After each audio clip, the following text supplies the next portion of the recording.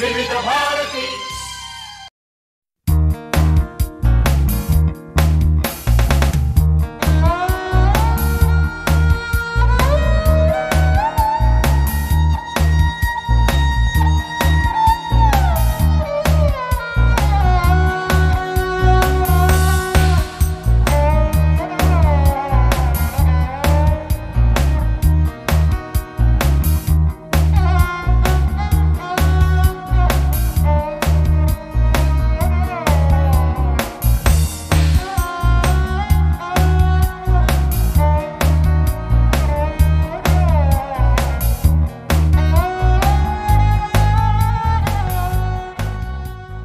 विविध भारती के स्टूडियो में इस समय हमारे साथ हैं दीपक सावंत जी।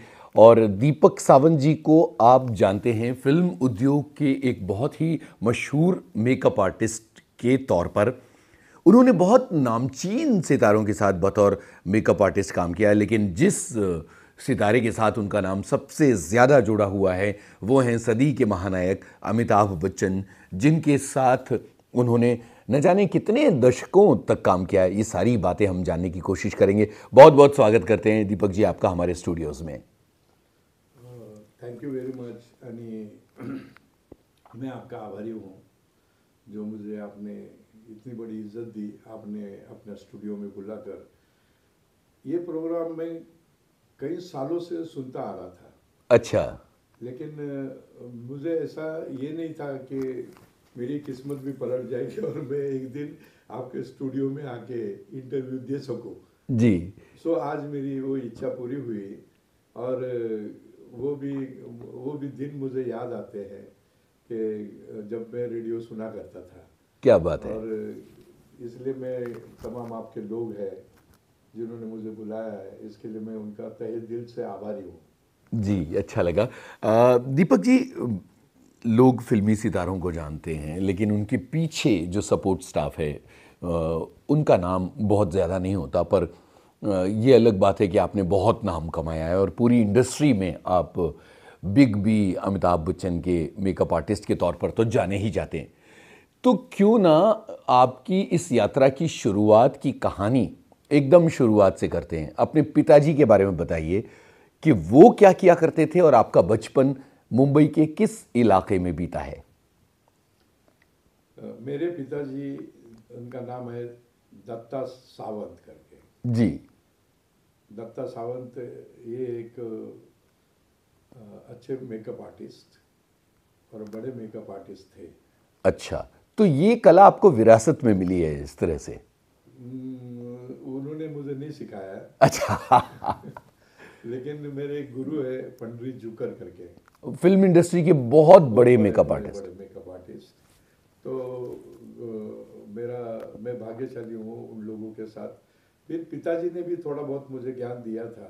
अच्छा। और उनका ज्ञान, फिर पंडित जुकर जी का ज्ञान और तमाम इंडस्ट्री के बोरकर दादा करके थे, बोरकर उनका। फिर एक पारांच पे करके मेकअप आर्टिस्ट थे, जो मेकअप आर्टिस्ट ऐसे थे कि एक बाल अगर लगा देते थे ना उसमें भी गेटअप निकलता था। ओके, इतने माहिर थे। माहिर और बड़े।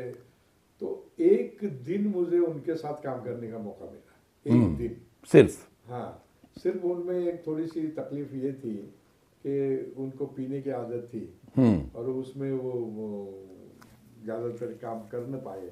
लेकिन कमाल के मेकअप आर्टिस्ट थे।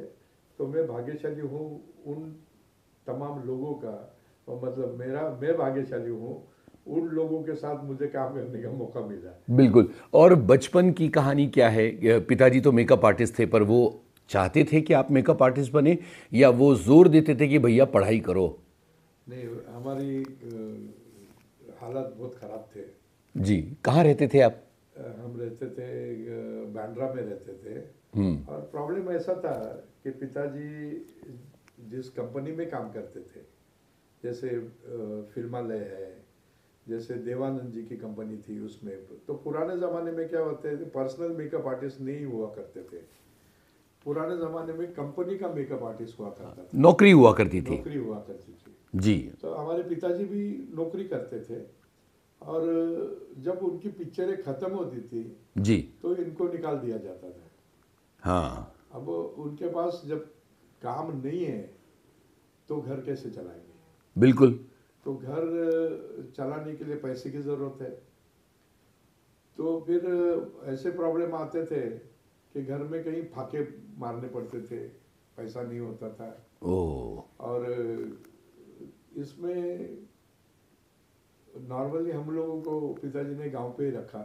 मेरा गांव जो है कराड़ में कुंभार गांव करके है, और उधर हम माताजी में सब लोग उधर रहते थे।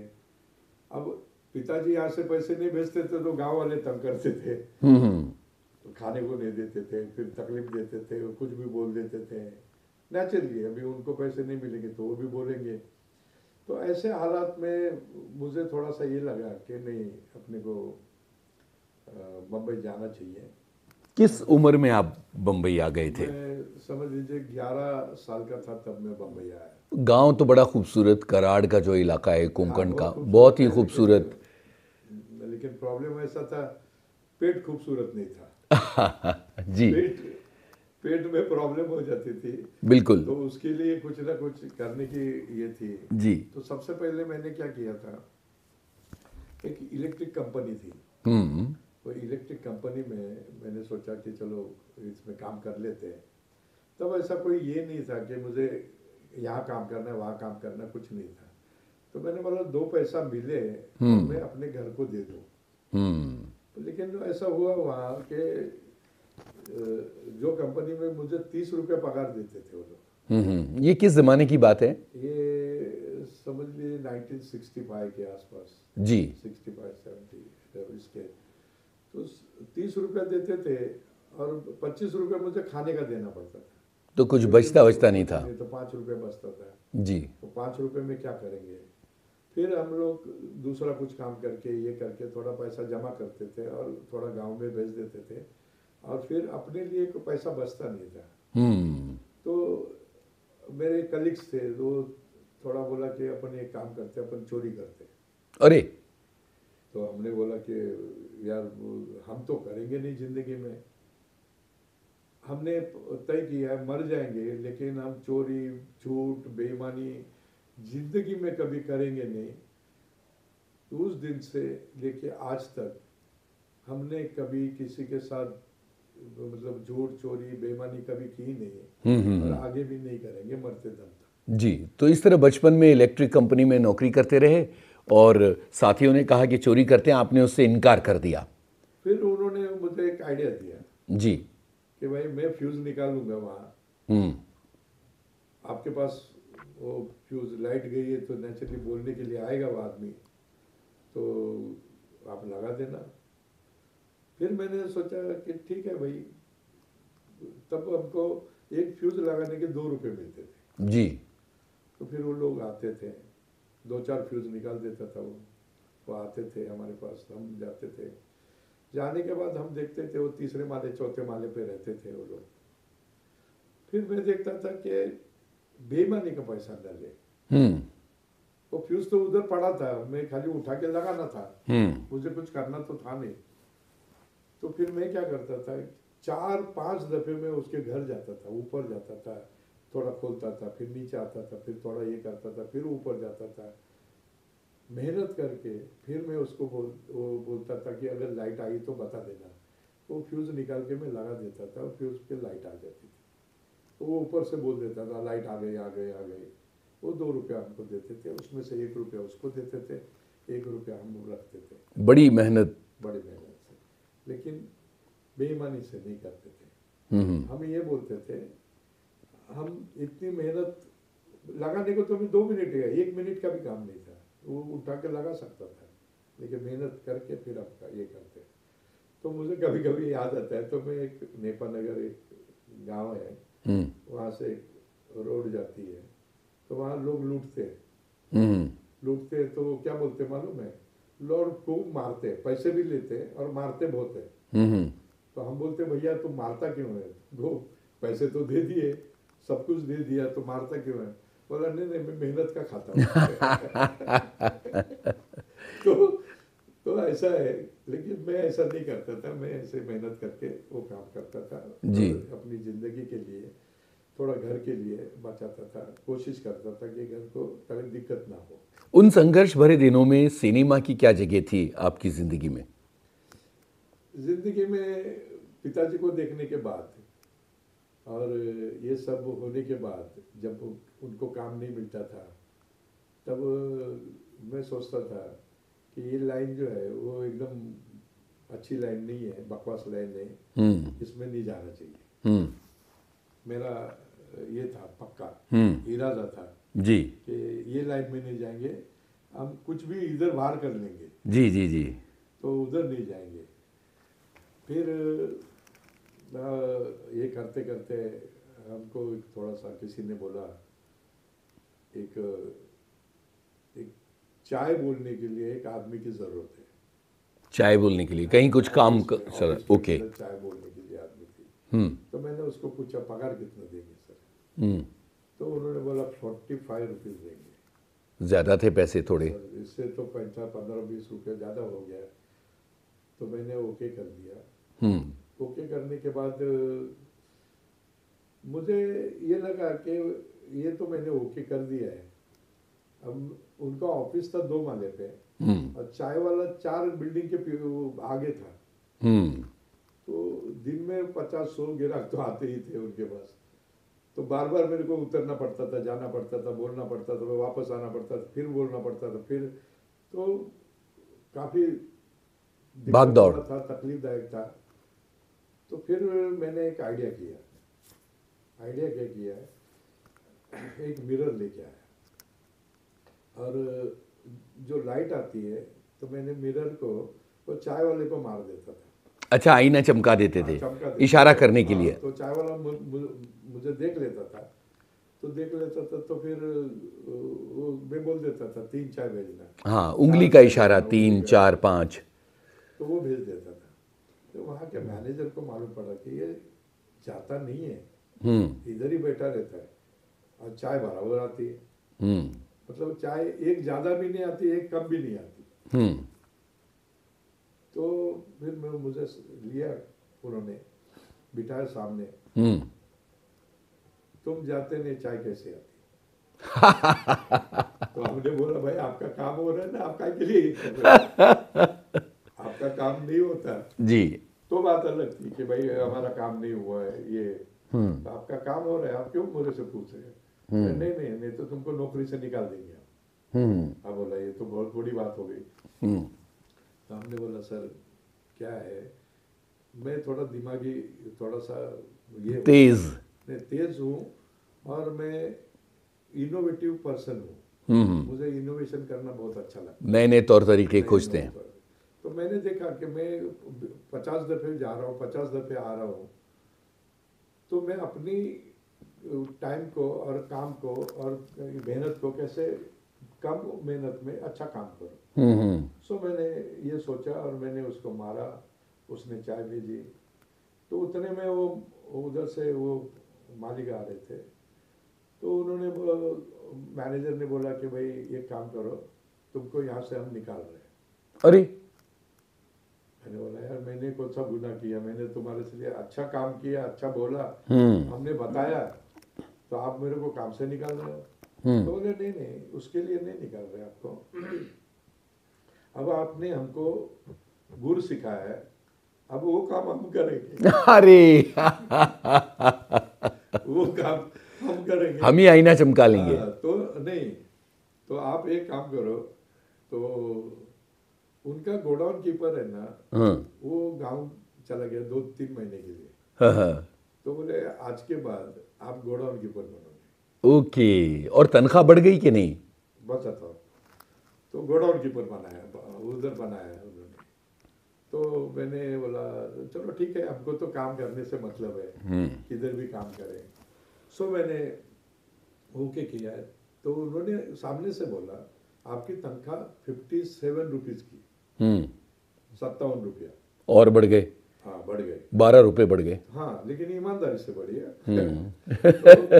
तो 27 रुपया उन्होंने बढ़ा, मतलब 57 रुपया किया, 57 रुपीज़।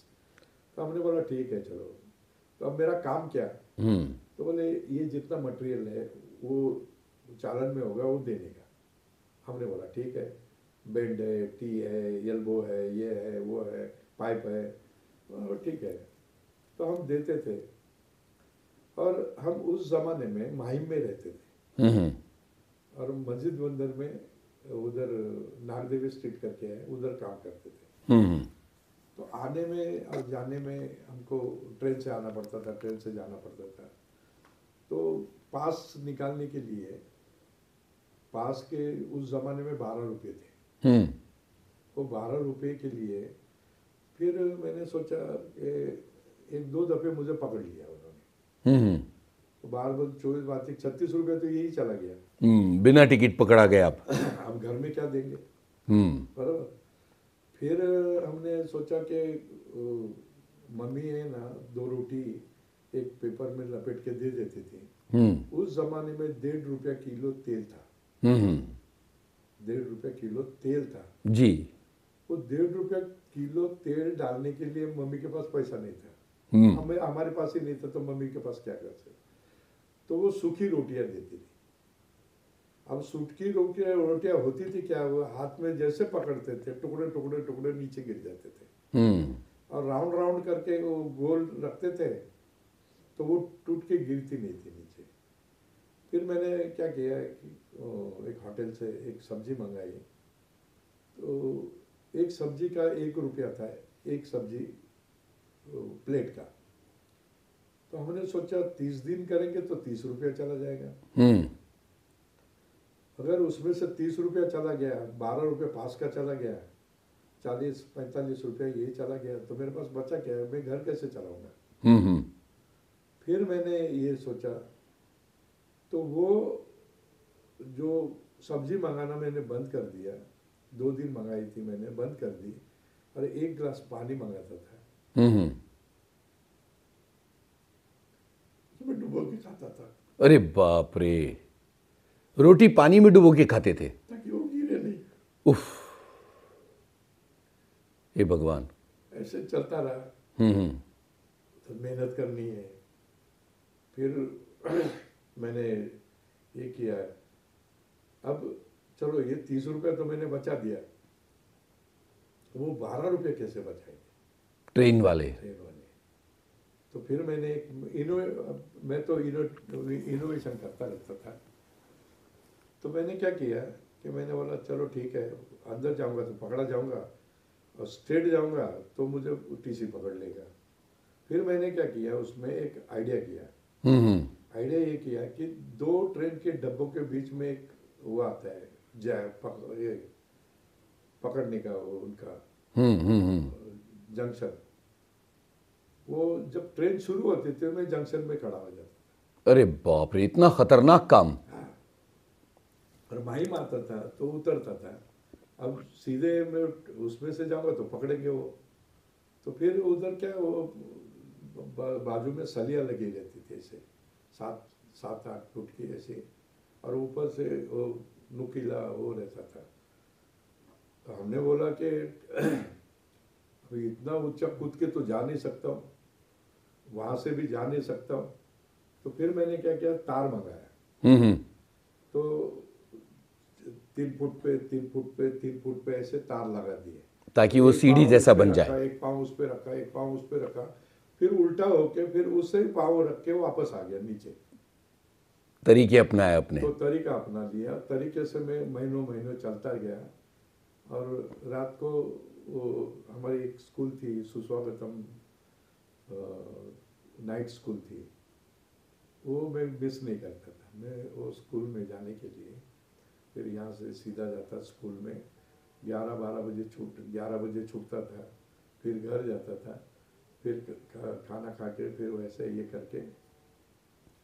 अब ऐसे कि स्कूल वाले का ये है कि वो घर में कोई लाइट थी नहीं उस जमाने में, वो दिया था, दिए में पढ़ नहीं सकते थे। तो बगल में एक वो था माहिम डेपो, अभी आज भी है वो। जी जी। तो बाहर वो लाइट थी नहीं, तो बेसमेंट होते हैं ना, उसके बेसमेंट में ऐसे जाते हैं, उसमें लाइट हुआ करती थी। फिर मैं वो जाता था, वो रात को लाइट में पढ़ता था। क्या बात है, गजब का संघर्ष आप बता रहे हैं। और मुझे इस पूरे संघर्ष को सुन के दीपक जी, ये जो संघर्ष आप बता रहे हैं इससे पता चल रहा है कि कितने मुश्किल राहों पर आपका बचपन चल रहा है। आपने बताया कि वो जो बेसमेंट था वहाँ लाइट होती थी तो वहाँ आप पढ़ा करते थे, पढ़ाई मिस नहीं करते थे, और 2 डब्बों के बीच के जंक्शन पे खड़े होकर आप नौकरी करने के लिए ट्रेन से जाया करते थे ताकि पास के 12 रुपये बच जाएं। इतना संघर्ष जीवन में था। कोई मनोरंजन का साधन था? कभी फिल्में देखा करते थे? नहीं, उसमें थोड़ा सा ये था कि मनोरंजन का साधन तो था। अब मनोरंजन करने के लिए जब जाएंगे तो पैसा चाहिए। पैसा चाहिए। पैसे मेरे पास कम थे, तो फिर हम क्या करते थे वहाँ, जो मनोरंजन के इसकी वजह से, तो वहाँ एक एरिया है अल्फ्रेड एरिया करके, और वहाँ शम्मी कपूर जी की पिक्चरें लगती थी, बाकी सबकी पिक्चरें लगती थी। तो हमने सोचा कि भाई उनकी पिक्चरें, तो मैं शम्मी कपूर जी का फैन था उस जमाने में। क्या बात है। हाँ, और वो अब 1 रुपया 2 रुपया हमको जो टांगे को जाने के लिए है 5-7 किलोमीटर जाना पड़ता था, तो हम वो अभी भी है उधर बॉम्बे में, टांगा आता है ना घोड़े वाला, और चाबुक बड़ा लंबा होता था उनका, सटाके से मारते थे ऐसे जी। तो हम पीछे का जो 2 पहिए के बीच में एक रॉड आती है जी जी, वो रॉड पे बैठते थे और फिर वो जाते थे, तो उसको मालूम पड़ जाता था कि कोई ना कोई बैठा है पीछे, तो वो चाबुक से मारता था धड़ाक से तो जैसे चाबुक पड़ती थी उतर जाते थे। फिर जाके वो शम्मी कपूर जी की पिक्चर देखते थे। ओके। तो उनकी ज्यादातर फिल्में मैंने उनकी देखी है। कौन कौन सी फिल्में याद हैं उस दौर की आपको? बहुत सारी फिल्में उनकी। मेरा ख्याल है जंगली उसी दौर में आई होगी। बहुत सारे, राजकुमार, बहुत सारी पिक्चरें उनकी पिक्चरें में मिस नहीं करता था ज्यादातर जी। फिर दारा सिंह जी की पिक्चर होती थी। अच्छा अच्छा। दारा सिंह जी की पिक्चरें भी बहुत, महिपाल, दारा सिंह, और फिर आपके प्रदीप कुमार, ये बहुत सारे जो पुराने हीरो थे। अब पुराने एक्चुअल क्या कहानियां बहुत अच्छी थी, बहुत कमाल की कहानियां होती थी, और ऐसा लगता था कि ये जो कहानियां है वो बांध के रखती थी। बिल्कुल। नहीं कि देखने के बाद आपको ऐसा लगे कि नहीं यार क्या देख के आया, ऐसा नहीं लगता। दोस्तों के साथ जाते थे या माँ पिताजी के साथ? नहीं, माँ डैडी तो माहिम में रहते थे, ये इधर इतने दूर कैसे आएंगे? हाँ, मैं थोड़ा सा टाइम निकाल के एक आध पिक्चर देख लेता था।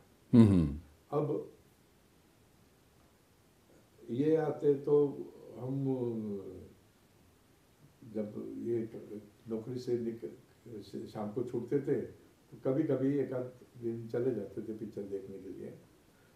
अब हम जो गोडाउन कीपर जो था, वो गोडाउन कीपर ने क्या किया था, वो चोरी करता था। ओ हो।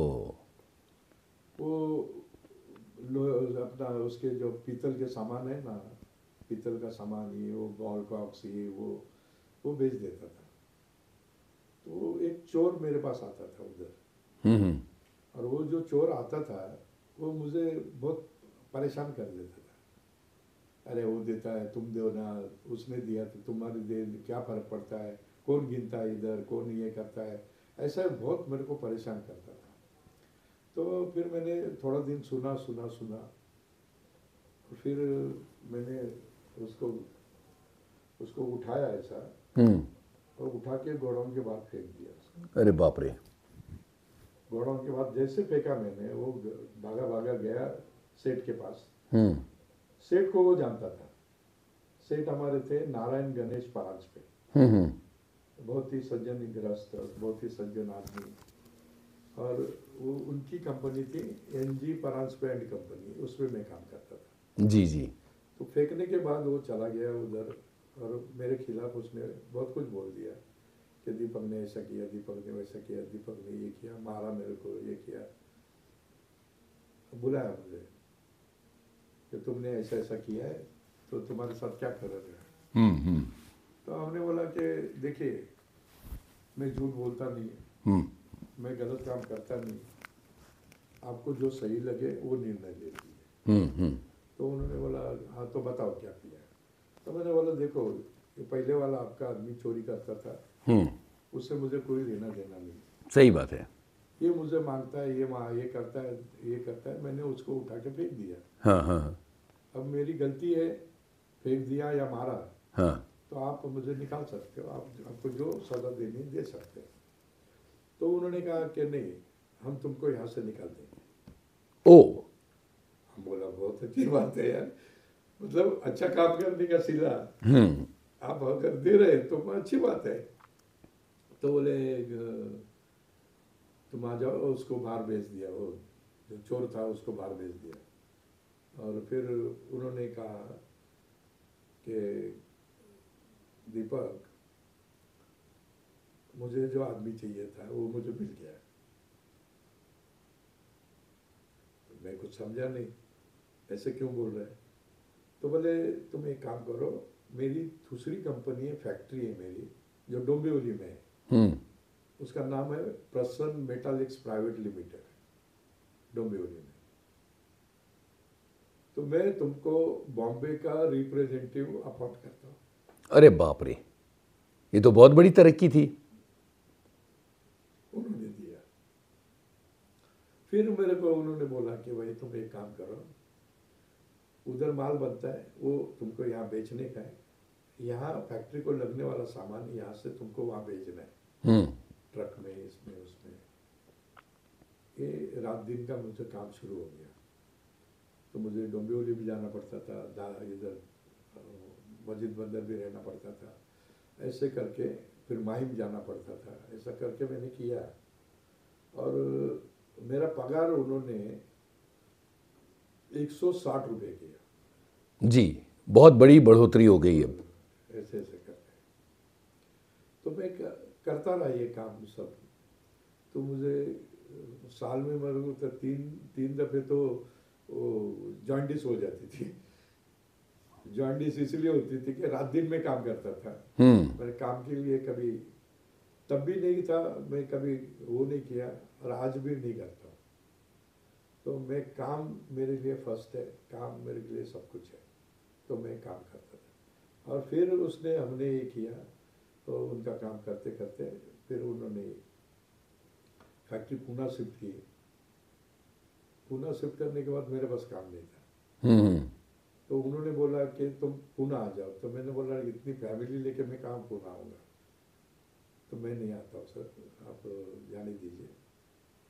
फिर उन्होंने ये किया था कि ऑफर भी दिया था कि तुमको जब भी लगे तो तुम आ जाना। तो हम गए नहीं। फिर पिताजी ने सोचा कि क्या तू करेगा क्या इधर। तो मैंने बोला कि देखता हूँ मैं, दूसरा कुछ काम मिलेगा तो काम करेंगे हम। उतने में उनकी क्या इच्छा हुई मालूम नहीं। उन्होंने कहा कि ये काम करो कि मैं जो कंपनी में काम कर रहा हूँ वो कंपनी में तुम आके, मैं नहीं चाहता हूँ कि तुम मेकअप आर्टिस्ट बनो। मैं चाहता हूँ कि तुम, हम उसमें 40-50 डिपार्टमेंट है, डायरेक्शन डिपार्टमेंट है, लाइट कैमरामैन का डिपार्टमेंट है, साउंड का डिपार्टमेंट है, बहुत सारे डिपार्टमेंट है, प्रोडक्शन का डिपार्टमेंट है, सब है। तुम बैठ के 2 दिन उस चूज कर लो, तुमको जो अच्छा लगता है वो डिपार्टमेंट में बोलो, तो मैं किसी को बोल के लगवा देता हूँ। आइडिया मुझे अच्छी लगी। मैंने बोला चलो ठीक है, आप बोलते हो तो मैं आता हूँ, लेकिन मैं आपके फिल्म लाइन से नफरत करता हूँ। अरे बाप रे। आओ आओ देखेंगे, वो बात की बात है। ये कौन सी कंपनी थी? मैं बताता हूँ। तो फिर उन्होंने, दिलीप साहब के एक सेक्रेटरी थे, उनकी कंपनी थी सुचित्रा फिल्म्स करके। हाँ हाँ हाँ। उन्होंने बहुत सारी पिक्चरें बनाई जी। दोस्त, दुश्मन, मीरा, बहुत सारी फिल्में बनाई। हाँ हाँ हाँ। तो उसमें दुश्मन के लिए काम चल रहा था, तब मुझे ये बुलाया गया। बुलाने के बाद मैंने देखा हाँ। कि अपना एक मर्सिडीज गाड़ी में एक खूबसूरत सा नौजवान उतरा। ओके। उतरा और तब मैं जानता नहीं था कौन है क्या है कैसा है, क्योंकि पिक्चर वो बाहर दिखता नहीं था ना, हाँ हाँ तो जानता नहीं था। जानने के बाद मैंने पूछा भैया ये कौन है, हाँ। तो बोले ये राजेश खन्ना है। बोला अच्छा है, वो बड़ा नाम है उनका, राजेश खन्ना है, वो ये पिक्चर के हीरो है। वो अंदर गए, जब बाहर निकले तो ट्रक ड्राइवर थे। अच्छा अच्छा, मेकअप हो गया था। मेकअप करके कपड़े पहन के बाहर जब निकले तो ट्रक ड्राइवर थे। हाँ, हाँ, हाँ। मेरे दिमाग में आया कि मेकअप कितनी बड़ी कला है, हाँ, इतनी बड़ी कला है जो जीवित इंसान को दूसरे इंसान में कन्वर्ट करता है। अभी अभी तो गोरा चिट्टा नौजवान था और अभी अभी ये ड्राइवर बन ट्रक ड्राइवर बन के आ गया। तो मैंने ऐसा सोचा कि पेंटिंग निर्जीव है, हाँ लेकिन उसमें जीव लाने की कोशिश करते हैं। हाँ हाँ मैं जिंदा इंसान को अगर दूसरे कैरेक्टर में डालूं हाँ। तो इससे बड़ी कोई कला ही नहीं है। क्या बात है। तो यहाँ से आपका ध्यान मेकअप की तरफ आकर्षित हुआ। मेकअप की तरफ हो गया। ये दुश्मन फिल्म की शूटिंग चल रही थी, दुलाल गुहा की फिल्म दुश्मन। ये मेरा ख्याल है 1971 की बात है। हाँ 71 की होगी, जी। 70-71 की ऐसे कुछ। तो वहाँ आपने मीना कुमारी को भी देखा? देखा ना, तो वहाँ वो जो शूट हो रहा था ना, तो उतने में उन्होंने पिताजी ने पूछा हमको, भाई अब क्या करोगे? हमने बोला मेकअप आर्टिस्ट बनेंगे। तो बम फूट गया। इतना जोर से जैसा बोला ना, राजेश खन्ना जी ने मुझे नीचे से लेके ऊपर तक देखा। कौन है ये बंदा? ये कौन सा कैरेक्टर है कि क्या है, वो मुझे जवाब देता है। तो उन्होंने देखा, ऊपर ऊपर देखने के बाद मैं गया उधर, आईना दिखाया उनको, ये किया, फिर आईना हो गया, वो वापस चला गया। अब पूरे यूनिट में, पूरा यूनिट जो है उसमें भूचाल आया था। हाँ, ये कौन है जिसने कौन इतनी आदमी जोर है से? जो उनको राजेश खन्ना को आवाज देता है। हाँ। तो फिर पूरा यूनिट में, तो फिर मालूम पड़ा ये दत्ता का लड़का है, दत्ता सावंत जी का ये लड़का है। तो फिर दोबारा शॉट में तैयार हुए, दोबारा आवाज दिया, महाराज yes sir, I am here sir. हाँ। और फिर गया, फिर आईना देखा, दिन में 10 बार 20 बार हो गया। ओके। और पूरे यूनिट में मैं फेमस हो गया। क्या बात है। वो नहीं, दीपक सावंत है, ये दत्ता का लड़का है, दीपक सावंत है, दीपक फेमस हो गया। फेमस होने के बाद 5वें दिन मुझे एक ऑफर आया पंडरी दादा जुकर जी से, हाँ हाँ कि वो हमारे पिताजी और जो साटम दादा करके थे उनको, बोले यार तुम एक काम करो, एक दीपक सावंत नाम का लड़का कोई है तुम्हारे पास, बहुत अच्छा काम करता है। हाँ हाँ। काम का मुझे 0% कुछ आता ही तो था नहीं। उनको ये मैसेज मिला कि वो दीपक सावंत काम अच्छा करता है, तो उन्होंने बोला कि मेरे को भेजो, मेरे को जरूरत है उसकी। अरे गजब। तो मेरे को ये कंपनी जो है सुचित्रा फिल्म्स ने, ये सब मैंने काम करने के बाद मेरे को अपॉइंट किया। ओके। तो मेरा पगार हो गया 200 रुपये, और ज्यादा बढ़ गया। अब आप पंडरी जुकर दादा के साथ काम करने वाले। तो उधर क्या हुआ था कि वो BR फिल्म्स का तरफ से बुलाया गया था। यहाँ से आगे की कहानी सुनते हैं, लेकिन दुश्मन की बात हो रही थी तो वही राजेश खन्ना का गाना सुना, धूम मचाता हुआ। पीक टाइम था राजेश खन्ना का, और आपने उनसे कहा, राजेश खन्ना ने कहा मेकअप, और आपने कहा यस सर, और यहाँ से आपकी ज़िंदगी की दिशा बदल गई। पंडरी जुकर दादा की क्या खासियत थी? लेजेंड मेकअप मैन हुए हैं फिल्म इंडस्ट्री के, और वो किस तरह से आपको BR फिल्म्स ले गए, ये कहानी बताइए। ये वही, हमारी इंडस्ट्री छोटी है, ये कोने में कुछ होता है तो वो कोने में मालूम पड़ जाता है।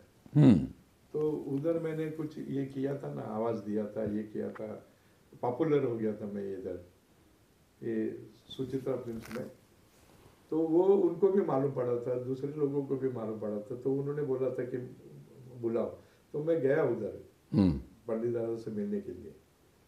अभी मुझे ये एक था कि पंडित दादा के साथ काम करना है, और पंडित दादा के पास आर्टिस्ट बहुत थे, 6-7-8 आर्टिस्ट थे। उनके पास दिलीप साहब थे, उनके पास संजय अपना सुनील दत्त जी थे और 2-4 हीरोइनें थी, ऐसे सबका काम बारी बारी बारी बारी से करते हो। इनका खत्म हुआ तो उधर जाते थे, उसका खत्म हुआ उधर, पूरा दिन उनका काम चलता रहता था। तो फिर मुझे उन्होंने, तो वो यश चोपड़ा जी वो कंपनी में प्रोडक्शन मैनेजर थे। बीआर फिल्म्स में। बीआर फिल्म्स में वो डायरेक्टर नहीं थे ना, तो वो प्रोड्यूसर थे, बिल्कुल। वो प्रोडक्शन मैनेजर थे। तो मुझे उनको मिलाया, तो फिर बोले तुम्हारा नाम दीपक है? मैं बोला यस सर। काम करोगे? मैं बोला यस सर। तो बोले पगार कितना? तो मैंने बोला सर जो आप देंगे तो ले लेंगे। तो बोले आपको एक काम करते हैं हम 195, अभी पता नहीं 95 क्यों किया, मुझे पता नहीं। तो मैंने बोला कम से कम 200 कर लेते तो 195 का क्या मतलब है?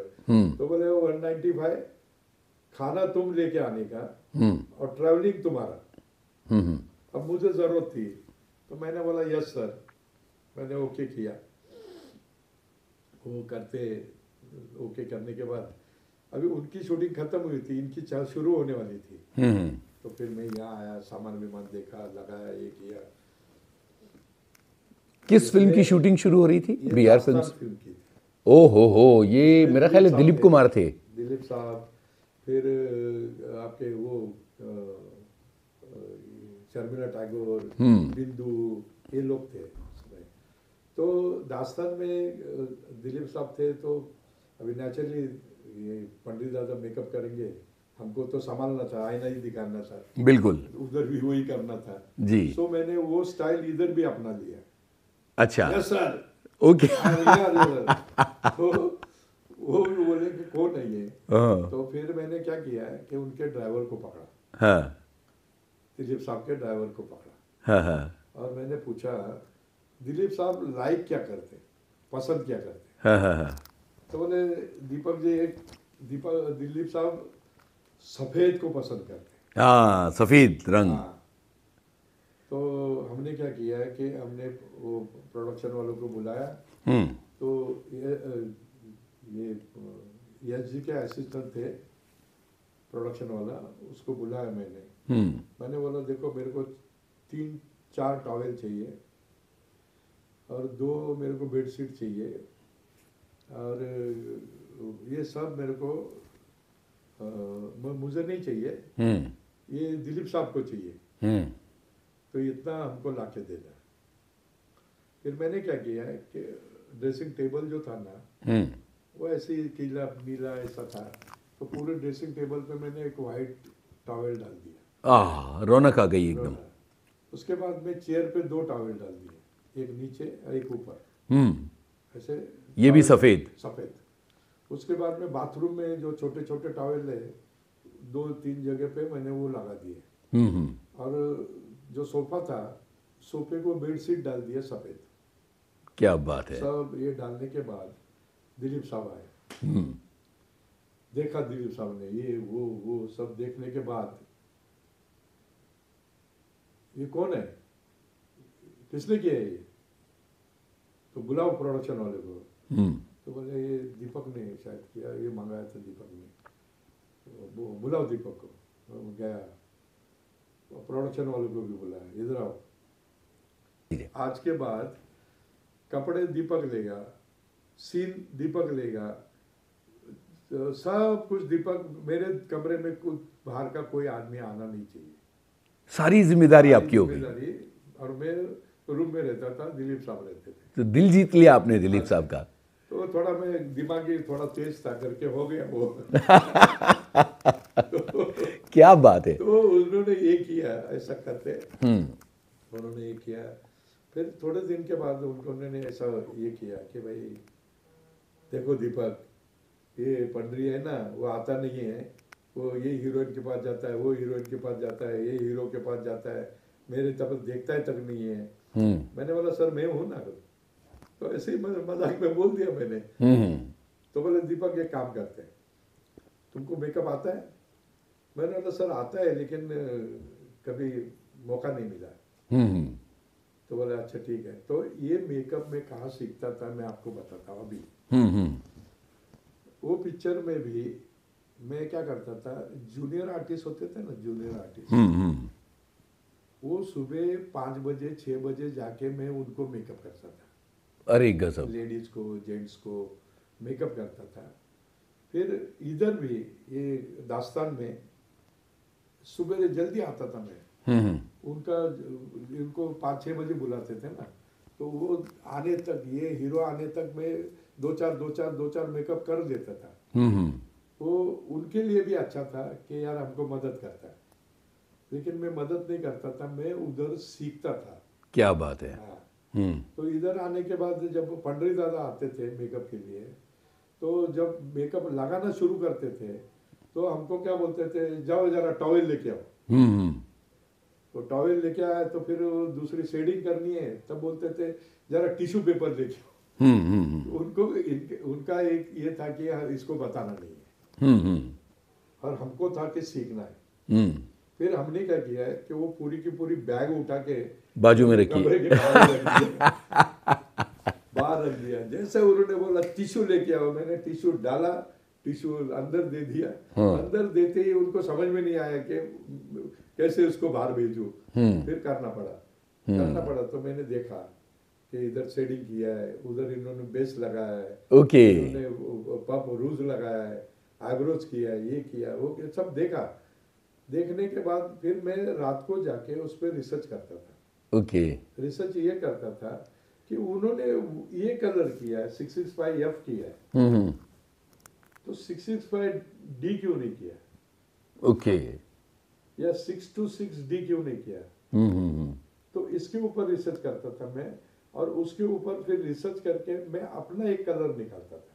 ओके, वो उधर में सीखना ही है ना हमको। बिल्कुल और बिल्कुल। सामान उमान ये वो चकाचक रखता था मैं, तो आर्टिस्ट भी खुश, ये सब खुश, और अच्छा लगता था उनको। दिलीप साहब ने मेरे को बोला कि तुम मेरे साथ चलो, 2 पिक्चरों में तुम मेरे साथ पर्सनल मेकअप आर्टिस्ट जाओगे। वाह वाह वाह, कौन सी फिल्में थी वो? तो एक कोई फिर कब मिलोगी, ऐसे 2-3 कोई फिल्म थी उनकी, छोटी छोटी फिल्में थी। तो उसमें मुझे लेके गए, मेरे लाइफ का जीवन का पहला मेकअप मैंने दिलीप साहब का किया। वाह वाह वाह, बड़े किस्मत वाले रहे आप। God is great. जी दीपक, ये यहाँ से दीपक सावंत जो हैं वो जुड़ गए दिलीप कुमार के साथ। अब आगे की कहानी क्या है? अभी इसमें क्या हुआ था, सुचित्रा फिल्म्स तो अपने को मिल गई थी 200 रुपया, BR फिल्म्स मिल गई थी 190, 5 रुपए कम। 5 रुपया कम। अभी एक भोलू घोसला करके एक फिल्म थी, भोलू घोसला की एक फिल्म थी, उनको मालूम पड़ा, तो उन्होंने मुझे, उधर भी पिताजी थे एक्चुअली, अच्छा, ओके, असिस्टेंट में थे पिताजी। हाँ हाँ हाँ हाँ तो पिताजी ने बोला तुम इधर भी आ जाओ। हाँ अब घर का थोड़ा सा प्रॉब्लम हमारा हल हो गया था। हाँ हाँ हाँ, तो फिर वो भोलू घोसला कंपनी में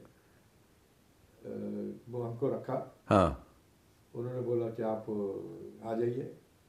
तो फिर वो करने के बाद अब उधर तो राधेश्याम करके एक मेकअप आर्टिस्ट थे, वो गुरु, मतलब वो हेड ऑफ द डिपार्टमेंट वो थे। तो उनके पास बहुत सारे आर्टिस्ट थे, शत्रुघ्न सिन्हा, नीता खयानी, बच्चन जी, ये सबका मेकअप करना पड़ता था। तो थोड़े लेट हो गए, तो बच्चन जी ने, हाँ बच्चन जी जब आए ना उधर, ये अपना ये पिक्चर शुरू हुई, तब मैंने पार्ट 2 कर दिया दिलीप साहब का।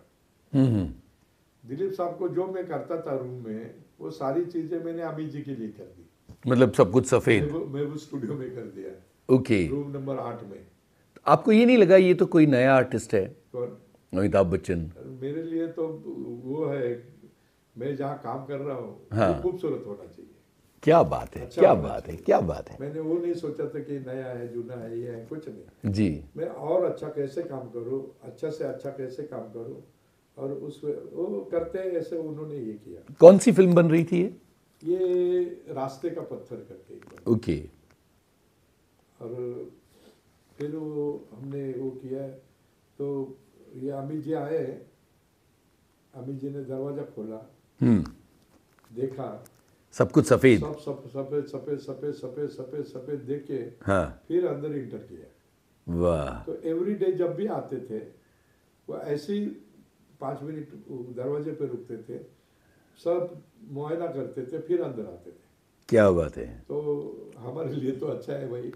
और फिर हम काम करते थे एज ए असिस्टेंट। आईना दिखाने को बोला तो सर आईना दिखाना। हाँ हाँ हाँ। तो वो हेड ऑफ द डिपार्टमेंट आ नहीं पाए। हाँ।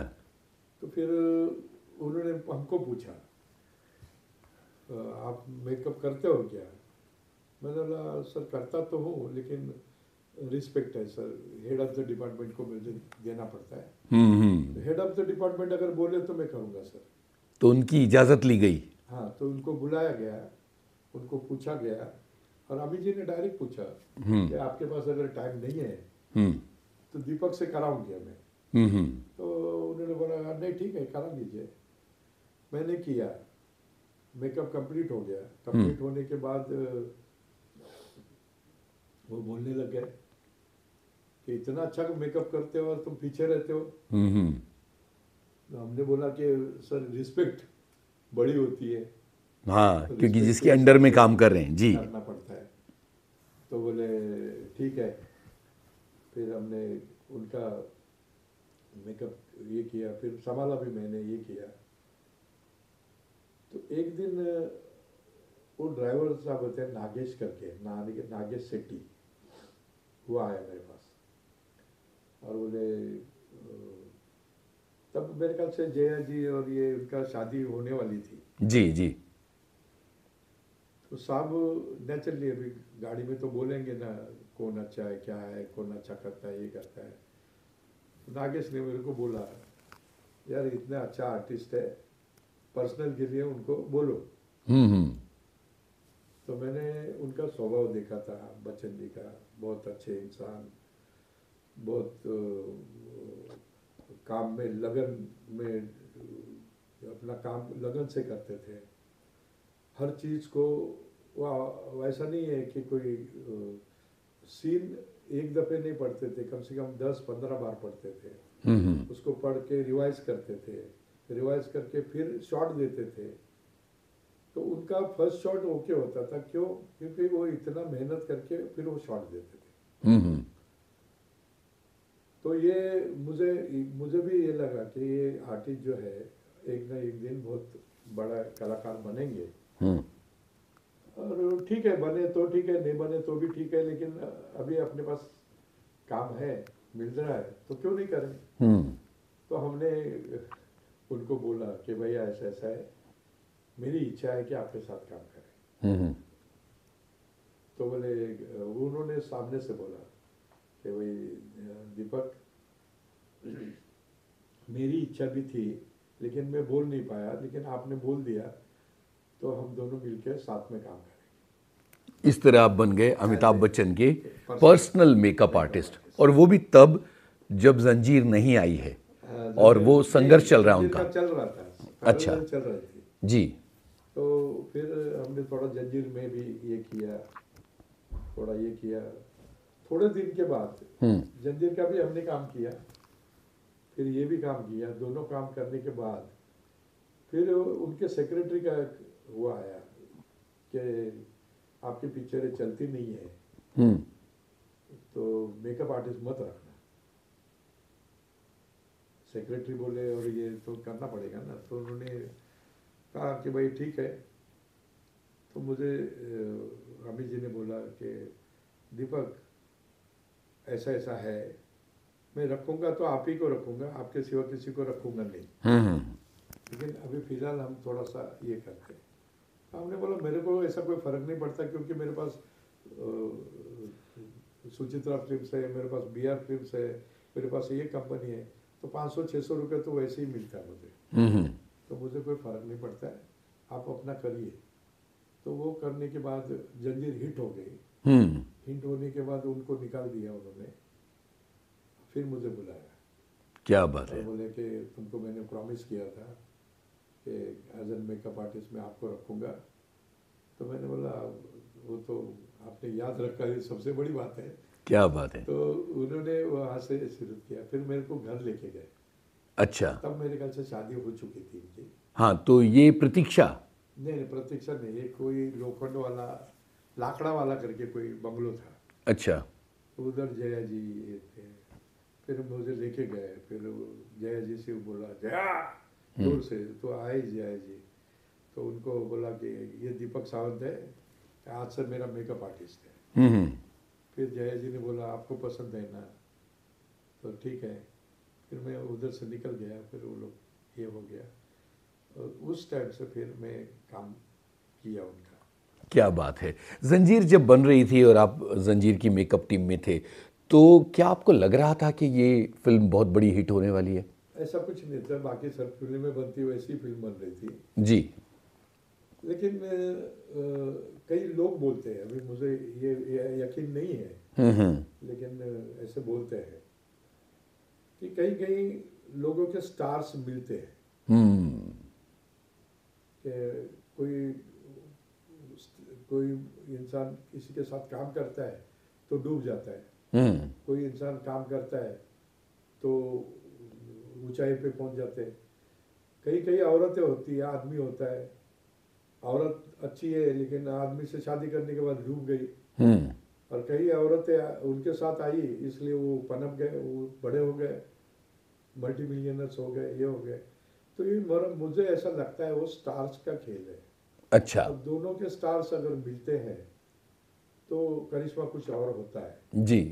मैं अभी तक तो मानता नहीं था, लेकिन अभी मुझे मानना पड़ रहा है, क्योंकि फिर मैंने सोचा इसके बारे में। तो इसके बारे में मैंने सोचा कि भाई अमित जी का लिबरन है, तो मेरे स्टार्स मिल गए उनको, जंजीर हिट हो गई, ये हो गया, वो हो गया, फिर धनाधन दीवार आ गई, कभी कभी आई, ये बहुत सारी पिक्चर आए, मजबूर आया, बहुत सारी पिक्चर आई। इधर हम गए ये साइड में, वो छोड़ने के बाद मेरी शादी हो गई। शादी होने के बाद मेरी मिसेस थी, वो लिबरल थी, वो भी ऐसे ही, हम लोगों का नहीं कुछ नहीं था, तो वो आने के बाद पनप गए। फिर हमने मकान लिया, ये लिया, गाड़ी लिया, ये लिया, सब कुछ हो गया। तो अभी मैं जब सोचता हूँ कि ये स्टार्स का मिलना बहुत ज़रूरी होता है, इसलिए देखिए हिंदू लोगों में कुंडली मिलाते हैं, और कुंडली में वो देखते हैं कि ये कुंडली में ये बराबर नहीं है, इसके स्टार्स मिलेंगे नहीं, तो वो पहले मना कर देते कि शादी मत करना। और जो नहीं मान के शादी करते हैं वो बर्बाद काफी लोग हो चुके। तो मुझे भी ऐसा लगा कि इनके साथ ये करके, फिर स्मिता जी भी, मैं स्मिता जी के साथ भी काम। दीपक जी, बात हुई कि अमिताभ बच्चन के साथ आप जुड़ गए और जंजीर फिल्म एकदम हिट हो गई और यहाँ से हिंदी सिनेमा को एक स्टार मिलता है और आप उनके पर्सनल मेकअप मैन हैं। तो अमिताभ बच्चन के साथ जो आपकी इसके आगे की जर्नी थी उसके बारे में बताइए, क्योंकि बहुत चुनौतीपूर्ण मेकअप आगे होने लगा, डबल रोल आने लगे, कहीं कहीं बूढ़े का रोल आ रहा है, कहीं कुछ और हो रहा है। तो कौन सी ऐसी फिल्में थी जो बहुत चुनौतीपूर्ण थी, और क्या कभी उनके साथ कोई बहस, कोई मज़ेदार घटना, उसका भी जिक्र कीजिए। नहीं, ऐसे एक्चुअल क्या हुआ था कि उन्होंने बहुत सारी फिल्में, दीवार भी उसी टाइम थी, फिर त्रिशूल थी जी। कभी कभी थी, एक ये आपकी मजबूर थी। तो मजबूर में हम लोग जब काम कर रहे थे, तो मजबूर में उनको अटैक आता है। जब अटैक आता है ना, तो फेसली तो वो दिखा सकते कि अटैक आता है, तो उसमें क्या ऐसी चीज करनी चाहिए जो अटैक आने के बाद उनको वो लगे। तो मैंने ऐसे एक उनको सजेस्ट किया था, अमित जी को नहीं किया था, डायरेक्टर को किया था मैंने सजेस्ट कि भैया अगर अटैक जब आता है तो उनके यहाँ से एक पसीने की बूंदे आनी चाहिए ऐसी, पसीने की बूंदे नीचे तक ऐसी निकल जाए, और फिर वो उठाते ये करते तो वो इम्पैक्टफुल लगेगा। क्या बात है। तो उन्होंने शायद अमित जी से बात की, तो अमित जी ने हमको बोला कि भैया ऐसा करो, एक काम करो, यहाँ से तुम ये करो। तो मैंने क्या किया, ग्लिसरीन है ना, हम्म। तो ग्लिसरीन ड्रॉपर है, तो मैंने शॉट के पहले उनको बोला था कि शॉट शुरू हो तो मुझे बोलना। हम्म। तो मैंने शॉट के पहले डाल दिया ग्लिसरीन बालों में ऐसे, हम्म। और वो जैसे जैसे ये करते रहे वैसे वैसे वो टपका। ग्लिसरीन नीचे आती गई। तो वो शॉट जो है वो कहीं इसमें वो इम्पैक्टफुल रहा कि वाह, वाकई इनके दिमागी हालत खराब है। क्या बात है। तो ये आइडिया आपने लगाया। आइडिया दिया था, सक्सेसफुल हो गया, हमारा इनोवेशन फ्री अच्छा का चला गया। तो ऐसे फिर एक पिक्चर थी जैसे कभी कभी, हम्म। तो कभी कभी के लिए ऐसा था कि उसमें थोड़ा ओल्ड का था, थोड़ा यंग का था। तो यंग में तो चलो यंग तो दिखा देते, ओल्ड में क्या करेंगे। तो फिर अमित जी से मैंने बोला कि भाई थोड़ा एक काम करते, ओल्ड में क्या करें। तो लोग क्या करते, नॉर्मली कलर से बाल सफ़ेद करते। हाँ बिल्कुल। तो मैंने अमित जी को क्या बोला कि भाई मैं बाल सफ़ेद करने के मूड में नहीं हूँ। हम्म। मैं क्या करता हूँ, ओरिजिनल बाल है ना, मैं एक धागे पे बांध देता हूँ, हम्म।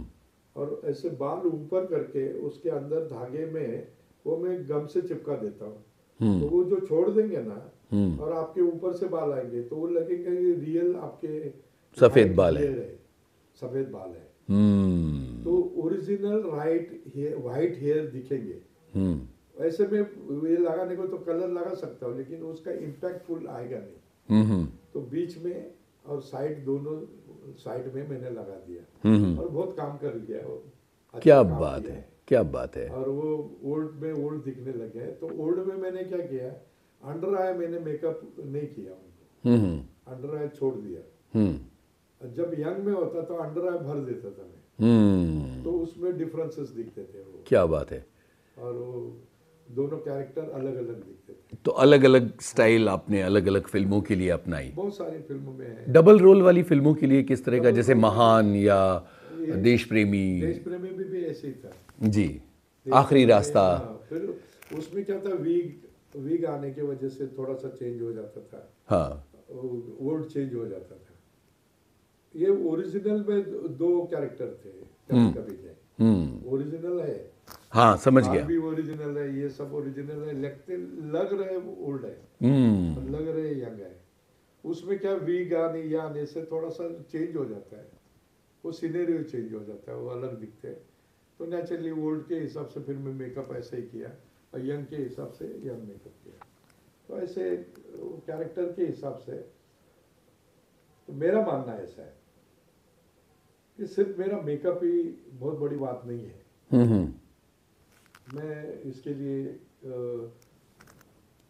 जो हम बाल बनाते हैं या जो हम कपड़े पहनते हैं, तो अगर मेरा मेकअप 25% बहुत अच्छा है और वो कैरेक्टर को सूटेबल है, उतने ही सूटेबल कपड़े होने चाहिए। बिल्कुल। बराबर। तो दूसरा, उसके सूटेबल उसके बाल भी होने चाहिए। अगर कपड़े ये, तो मैं बोलता हूँ 25% कपड़े, 25% बाल और 25% मेकअप। ये सारी चीजें मायने रखती हैं। हाँ, तो हर इंसान को ये लागू होता है, नॉट पिक्चर। मैंने पिक्चर के लिए सोचा, लेकिन जाती जिंदगी में भी ये लागू होता है। बिल्कुल। कि आपने बहुत अच्छे बाल बनाए और दिखने में खूबसूरत नहीं हो, और कपड़े गहरे गहरे पहन लिए, तो वो कैरेक्टर नहीं आएगा। क्या आप सूट पहने, आप एक, तो वो सब चीजें करने के लिए ये लेवल पे तीनों को जाना पड़ता है। बाल भी अच्छे होने चाहिए, कपड़े भी अच्छे होने चाहिए, और मेकअप भी अच्छा होना चाहिए। क्या बात ये है। 75% हो गया। तो 25% अगर आपने बाहर जाके एक्टिंग किया, या आप आमिर की एक्टिंग की, आपने कोई उसकी एक्टिंग की, या किसी की भी एक्टिंग की, तो 100% वो कैरेक्टर उधर तैयार होएगा। बिल्कुल। एक किसी को मालूम नहीं है। भाई बात अमिताभ बच्चन की चल रही है, और अमिताभ बच्चन के साथ आपकी बहुत लंबी यात्रा रही है। उनके साथ सबसे ज्यादा चैलेंजिंग फिल्म कौन सी थी आपकी? चैलेंजिंग ऐसे, देखिए क्या होता है, हर फिल्म चैलेंजिंग है, हर कैरेक्टर चैलेंजिंग है। अगर वो कैरेक्टर अगर नहीं दिखेगा, जैसे अभी हम है, हम में अमित जी की एज हो चुकी थी, लेकिन हमको यंग भी दिखाना है, हाँ, और उनको ओल्ड वो भी दिखाना है, ओल्ड भी दिखाना है। उसी तरह से हम के अलावा भी बहुत सारी पिक्चरें जो है, तो उनको क्या हर पिक्चर में चैलेंज है। और दूसरा क्या हो गया था, एक पा करके फिल्म थी, तो पा के लिए प्रोस्थेटिक के लिए बाहर से आए थे वो लोग। जी जी। हम भी थे उधर, लेकिन वो भी आए थे। तो उसमें क्या होता है कि वो चेहरा जो है आपका ओरिजिनल चेहरा चला जाता है। हाँ बिल्कुल, कुछ और ही बन जाता है वो। हाँ, तो वो जो उन्होंने मैसिव किया, जो ये कैरेक्टर है, तो वो कैरेक्टर दिखता है, वो अमित जी नहीं दिखते, या ऐसे ये नहीं होता है। वैसे ही कई फिल्में ऐसी हैं, तो ज़्यादातर मेरा ऐसा मानना है, और मेरी आदत है, मैं सर्वे करता हूँ। मैं पूरे भारत में जाके सर्वे करता हूँ, लोगों से पूछताछ करता हूँ, आपको अमित जी कैसे चाहिए और कैसे दिखने चाहिए, कैसे लगने चाहिए, अमित जी ने करना क्या चाहिए। तो देखिए, अभी मैं ये तो नहीं बोलूँगा, कई फिल्में जो उन्होंने गेटअप्स बिटअप्स किए, वो बहुत कम चली पिक्चर। जो उनकी जो खूबसूरती है अमित जी की, वो कॉमेडी के किंग है। वो क्या बात है, बहुत सही बात बोली आपने। वो आड़ी टेढ़ी जैसी भी कॉमेडी करेंगे ना, पब्लिक या तो फिर मैं पसीना वो ये स्प्रे करूँ तो वो गीला हो सकता है, फिर ऐसा करके उनको ये किया। उतने में जया जी का एंट्री होती है, जया जी बोलती है, अरे क्या दिखते हैं ये, ऐसा। तो अमित जी ने बोला, ये मेरा सीन है। और फिर उन्होंने धर्म जी, अमित जी, अपना जया जी, ये सबने मिल के वो किया, और वो सीन इम्पैक्टफुल सीन आज के डेट में है वो। क्या बात है। तो ऐसे ऐसे बहुत सारे किस्से हैं। जैसे वो शॉट उन्होंने शायद लिया नहीं। एक दिन क्या हो गया था, वो संजीव कुमार जी के मेकअप आर्टिस्ट थे, उनका नाम है सरोज मोदी करके। हमारे हमारे कभी पिताजी ने भी वो लंदन नहीं देखा था, हम क्या देखेंगे। तो सरोज मोदी जाते थे लंदन वंदन, ये वो सब सामान वामान लेके आते थे ये, तो उनका नाम था और उनके इसके लिए। तो रमेश सिप्पी जी ने वो उनसे बात किए थे कि भाई हमको एक ऐसा गेटअप चाहिए जो गोली छू के निकल गई। तो बोला हम बना देंगे। अब आ रहा है सवाल कि उनका मेकअप आर्टिस्ट वो है, अमित जी का मेकअप आर्टिस्ट मैं हूँ। तो अमित जी को पूछा उन्होंने, किन्होंने, रमेश सिप्पी ने। रमेश जी ने। तो बोले ऐसे ऐसा गेटअप चाहिए मुझे। तो बोले रमेश जी एक काम करो, दीपक को बोलो, अगर दीपक नहीं करता है, दीपक से अगर नहीं होता है, तो आप रमेश उसको सरोज जी को बोलो, सरोज जी कर देंगे, चलेगा। अब वो आया मेरे पास, मेरे को बोला ऐसा ऐसा है। मेरे पास किसी चीज की, मैंने कोई सामान ही नहीं था मेरे पास, कुछ भी नहीं था मेरे पास। एक गेटअप करना मतलब वो तैयारी के साथ आना पड़ता है ना। बिल्कुल। वो तो तैयारी के साथ थे, सरोज मोदी तैयार थे उधर। फिर आए, मैं बोले मेकअप ये करना है ऐसा। तो हमने बोला ठीक है। मैंने वो ब्रश उठाया, गम में डाला, और मैंने ऊपर वालों को याद किया। मैंने बोला आज मेरी जो इज्जत है वो तुम्हारे हाथ है, तो तुम जाने वो इज्जत जाने, तुमको जो करना है कर लो। वाह वाह। ऐसा करके मैंने ब्रश डुबो दिया और ब्रश मारा, और कॉटन था मेरे पास, और कुछ दूसरा कुछ भी नहीं था, तो कॉटन मैंने चिपका दिया उसको। और कॉटन को गीला करके, ये जैसे ये जाता है ना ऐसा, छू के ऐसे लाइंस बना दी मैंने उसमें। उतने में जया जी आई। जया जी ने देखा, अरे मुझसे देखा नहीं जा रहा है, ये ऐसा करके वो निकल गई वहां से, निकल गई। अब रमेश सिप्पी जी के पास कोई वो जगह नहीं थी कि वो सरोज मोदी को मैं डाल दूं। इतना अच्छा काम हो गया था। तो अमित जी को भी ऐसा नहीं था, अमित जी ने भी कुछ बोला नहीं, और उन्होंने सरोज मोदी जी ने कुछ आगे बोला नहीं। फिर इन्होंने में रमेश जी ने भी बोला कि बहुत अच्छा गेटअप हुआ है, हम आगे यूज करेंगे, ये ट्रायल मेकअप था। अरे गजब। हाँ, तो मेरा ठीक है, आपकी इच्छा करना है तो कभी भी बोल दीजिए, कर देंगे। अब ऐसा एक किस्सा और भी आया मेकअप के बारे में। जी जी। वो जब मैं स्मिता जी की, ये आगे आएंगे अपने स्मिता जी के लिए, वहाँ भी एक किस्सा आता है, तो मैं बाद में बोलूँगा इसकी। बिल्कुल बिल्कुल भाई। इतनी सारी अमिताभ बच्चन के साथ जुड़ी घटनाएं आप बता रहे हैं, क्या कभी कोई बहस वहस हुई है, नाराज़गी हुई है, आप नाराज़ हो गए हों या वो नाराज़ हो गए हों? सर क्या होता है, चाहे मैं नाराज़ हूँ या वो नाराज़ हो, हाँ हाँ, हम लोग बोलना बंद कर देते हैं। अच्छा। बोलेंगे तो नाराज़गी दिखेगी, हाँ हाँ, बोलेंगे तो नहीं बोलेंगे तो नाराज़गी कहाँ दिखेगी। लेकिन पता तो चल जाएगा ना। नहीं, हमने 2-2 महीने 3-3 महीने बात ही नहीं की। और मेकअप चल रहा है, सब हो रहा है। हाँ, वो बोले मेकअप कर दिया, हाँ चलो चल दिया। हाँ, वो नाराज है, वो अपनी तरफ, मैं नाराज हूँ अपनी तरफ। लेकिन काम चल रहा है। काम चल रहा है, काम को हम रोका नहीं। अरे गजब। तो ये नाराज़गी होती किस बात पर थी और दूर कैसे होती थी? कुछ नहीं, थोड़ा क्या होता है कि हमारे देश में सबसे बड़ा प्रॉब्लम क्या है मालूम है? हाँ हाँ, मैं कभी कभी बोलता हूँ कि फोन बनाने वाले का सत्यानाश हो। तो लोग बोलते हैं ऐसा क्यों बोलते हो? हाँ मैंने बोला फोन बनाने वाले का सत्यानाश इसलिए हो कि हर आदमी फोन पे लगा हुआ है।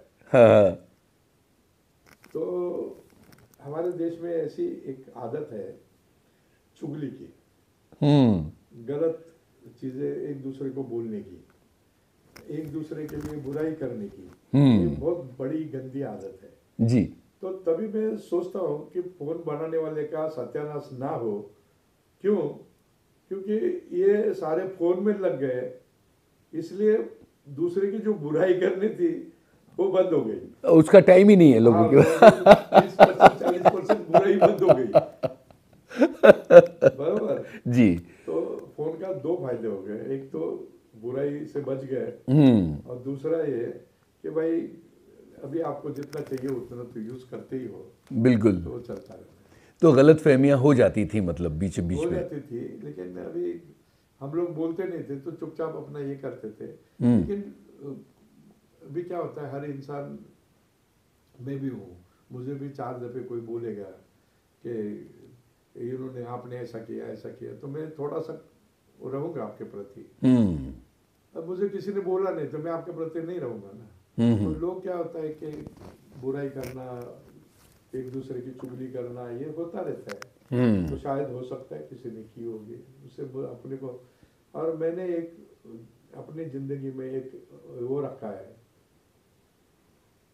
सर आपका जब तक लिखित है तब तक कोई आपको हिला नहीं सकता, और जब आपका लिखित में नहीं है तो आपको कोई उधर लगा नहीं सकता। वाह। जो है वो भी है हमारे जीवन और मरण में। आपकी अगर लिखित है, आप किधर से भी गिर जाइए, किधर से भी एक्सीडेंट हो जाइए, किधर से भी कुछ भी कीजिए, आपको वो मार नहीं सकता, तो मरेगा नहीं। अगर मरना है तो मामूली चलते चलते गिर जाएगा, मर जाएगा। जी जी। तो ये इस चीज को मैं बहुत मानता हूँ। जी।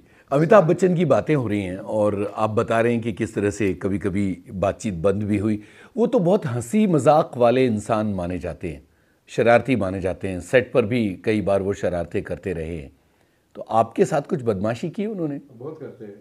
अभी शोले की मैं बात करता था। हाँ हाँ। शोले में क्या हुआ था कि बैंगलोर से रामनगर में आना पड़ता था। हाँ। वो 1-1.5 घंटे का रास्ता था, और रामनगर से उधर जाना पड़ता था। तो तब हमारे पास कोई गाड़ी थी नहीं, मेरे को तो नहीं थी। तो मैं आगे बैठता था, अमित जी जय जी पीछे बैठते थे, ऐसे दोनों बैठ जाते थे। अब जब मैं आगे बैठने चला गया तो अमित जी नॉर्मली बैठ के तो ऐसे पकड़ के फिर अंदर बैठते हैं ना, दरवाजा खोल के। वो अंदर वो किया, ऐसा हाथ रखा था और मैंने अपना दरवाजा बंद कर दिया। बंद कर दिया तो मैंने जोर से आवाज दिया, हाँ। हाथ गया हाथ गया हाथ गया। अभी जया जी भी उधर परेशान थी, हाथ गया हाथ गया। तो मैं दरवाजा खोला तो मैं अभी मुझे दरवाजा मैंने बंद किया था ना, मेरे दरवाजे में हाथ आया था। हाँ हाँ हाँ। तो फिर हम तीन वो परेशान दोनों, और अम्मी जी हाँ मेरे को लग गया करके, और बाद में बोलते कि नहीं लग गया, तुम्हारे साथ मजाक किया। तो अरे मजाक करना है तो छोटा मोटा करो, इतना बड़ा करने की क्या जरूरत है। तो ये बदमाशियां भी वो आपके साथ करते रहे? बहुत करते रहे। अच्छा अच्छा अच्छा अच्छा, क्या बात है। बहुत मतलब सेट पे, नॉर्मली सेट पे वो एक होता है ना क्या, आ जाओ अपना काम कर लो, ये कर लो, निकल जाओ, तो जोर से आवाज देंगे, दिमाग इधर है, इधर आओ। तो अभी पूरा यूनिट जो है ना वो घबरा जाता है। हाँ, कि ये इतनी जोर से बोल रहे हैं, पता नहीं क्या बात हुई। मतलब चिढ़ गए वो, गुस्से में है। मैं अपना चुपचाप जाता हूँ, उनका काम करता हूँ, अपना चुपचाप बाहर आ जाता हूँ। तो लोग परेशान है, अभी नए नए जगह पे हम लोग जाते हैं तो हमको तो आदत है कि वो जोर से बोलेंगे, हमको अपना काम करना है, अपना काम करके वापस आना है। हाँ। तो वो लोग आके बोलते हैं हमको, अरे यार आप इतने चिढ़ते हैं, आप कैसे ये करते हो। मैंने बोला वो अपने आप पे चिढ़ते हैं, मेरे पे चिढ़ते हैं, मुझे नहीं मालूम, मैं अपना काम कर लेता। लेकिन एक दौर ऐसा आया जब आपका और अमिताभ बच्चन का साथ थोड़े दिन के लिए छूट गया था। छूट गया था बीच में। एक्चुअल उसके पीछे वो ये है, क्योंकि आप कोई माने या नहीं माने, मुझे उसे मालूम नहीं है। मैंने एक मकान खरीदा था दादर में, और वो मकान जिस दिन मेरे नाम पे हो गया, जिस दिन होगा उस दिन अमित जी ने मुझे बुलाया और बोला कि दीपक अभी हम दोनों अलग हो जाते। अरे मैंने बोला सर कम से कम बताए तो दीजिए ना क्या हुआ है। मतलब मैंने कुछ बोला है, मैंने कुछ गलत काम किया है, मैंने कुछ ये किया है, बता तो दीजिए। बोले नहीं हम थोड़े दिन के लिए अलग हो जाते। अरे बाप रे। तो मैंने बोला चलो ठीक है। फिर 2-4 दिन के बाद मेरे पिताजी की डेथ हो गई, फिर घर में प्रॉब्लम्स, और वो घर लेने के लिए तो पैसे मैंने उधर डाले थे, मेरे पास पैसा कुछ था नहीं। घर में ये बोलते हैं ना, राशन भरने के लिए भी पैसे नहीं थे। तो ठीक है अभी क्या किया जाए। तो उस जमाने में क्या हुआ था कि भाई ये सब किया उन्होंने, अलग होना मतलब अभी मालिक ही बोल रहे अलग हो जाओ तो अलग होना ही पड़ेगा। तो हम चले गए। फिर इधर बहुत सारे प्रॉब्लम्स आए, जीवन में बहुत सारे प्रॉब्लम्स आने के बाद मुझे एक जगह पे ऐसा लगा,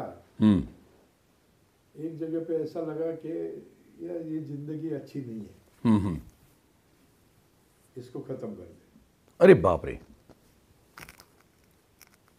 तो बोला न रहेगा बांस न बजेगी बांसुरी, चैप्टर ही क्लोज करते ना।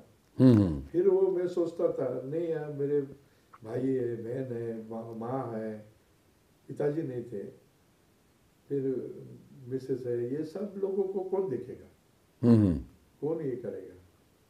फिर ये कहता था कि नहीं अपनी जिंदगी रखना ही नहीं है, क्या मैंने कोई गलत काम किया नहीं,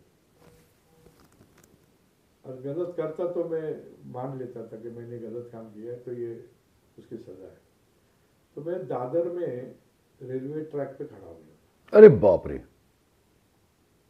4 नंबर का ट्रैक था, लास्ट ट्रैक, उसमें मैं खड़ा था। तो सामने से एक गाड़ी आ रही थी, धड़ धड़ धड़ धड़ धड़ धड़ धड़ धड़ करके, और मुझे मालूम था कि मैं अभी चंद मिनटों में उड़ जाऊंगा, उसके बाद में चैप्टर क्लोज। तो पता नहीं किसी ने आके मेरे को जोर से मारा और मैं साइड में गिर गया।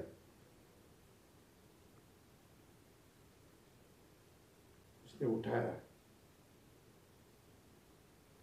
और गाड़ी गई, खट खट खट खट खट खट खट खट, गाड़ी निकल गई। तो मुझे कुछ समझ में नहीं आ रहा था मैं क्या कर रहा था, मैं क्या।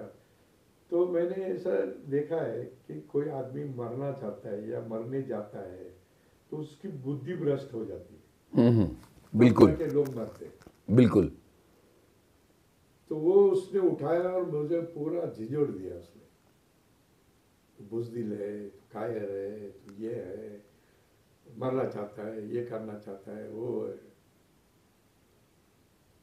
ये सब बोल रहा था। मेरे पास सुनने के सिवा कोई शब्द नहीं थे, मैं कोई जवाब देने लायक था नहीं। तो मैंने ऐसे मुड़ के देखा पास पीछे, तो गाड़ी जा रही थी, खड़खड़ खड़खड़ खड़खड़ खड़खड़ खड़खड़ खड़खड़ खड़खड़।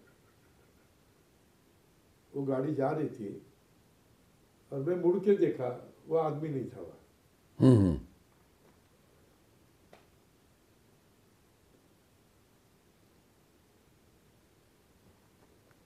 पता नहीं वो आदमी था नहीं, इधर उधर उधर देखा मैंने,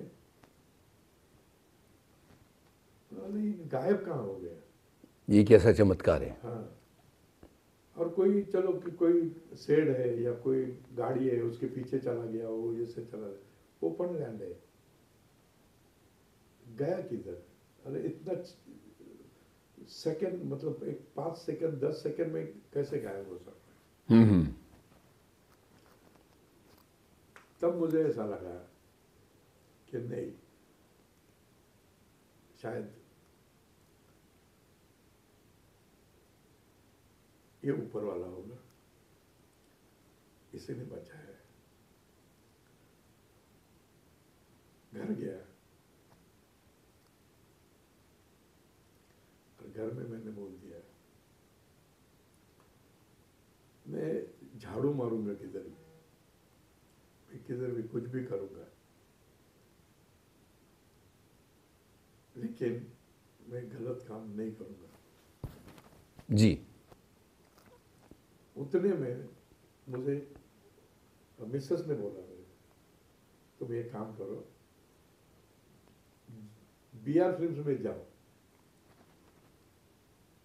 अब मैं रहता था दादर, और बीआर फिल्म्स है सांता क्रूज में, जेब में फूटी कौड़ी नहीं। उठ गया मैं, पैदल पैदल पैदल पैदल पैदल पैदल मैं सांता क्रूज पहुंचा। ओहो। उधर पहुंचने के बाद एक रवि नल्लप्पा करके है, रवि नल्लप्पा करके, तो बोले किधर हो तुम।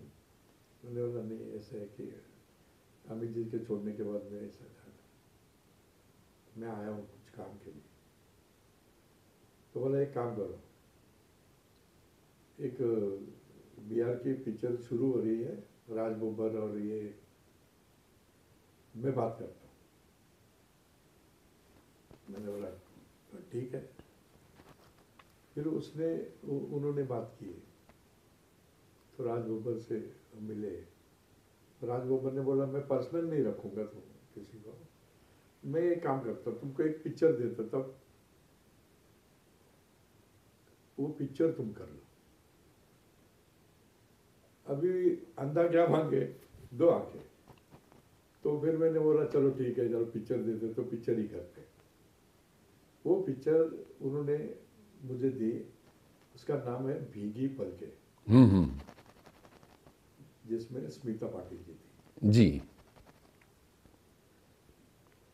तो हम लोग गए आउटडोर में उड़ीसा। उड़ीसा में एक होटल में स्मिता जी का कमरा था, बाकी उन्होंने कहा कि भाई स्मिता जी का मेकअप करना है, कंपनी के जो लोगों का मेकअप करना है, बोला ठीक है सब कर देंगे। स्मिता जी के रूम में गया मैं सामान लेके जाने के बाद वो आई और उनको मैंने बोला आप मेकअप तो करती नहीं हो, तो आप क्या करना चाहेंगी? तो उन्होंने बोला कि आप बताओ उनको क्या करना है। तो मैंने बोला कि ये देखो, ये पिक्चर जो है कमर्शियल पिक्चर है, मेकअप करोगे तो अच्छे दिखोगे। 8 फिल्म होती तो मैं खुद बोलता था कि मत करो। तो उन्होंने वो किया कि भाई अच्छा ठीक है, चलो मेकअप करते हैं। मैंने आज तक कभी मेकअप किया नहीं है, लेकिन आप बोलते हो तो मैं मेकअप करती हूँ। अच्छा।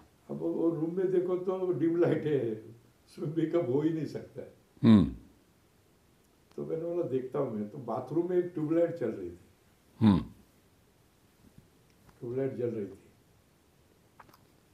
तो मैंने बोला मैडम मैं ये बाथरूम में बेसिन के पास कर सकते हैं?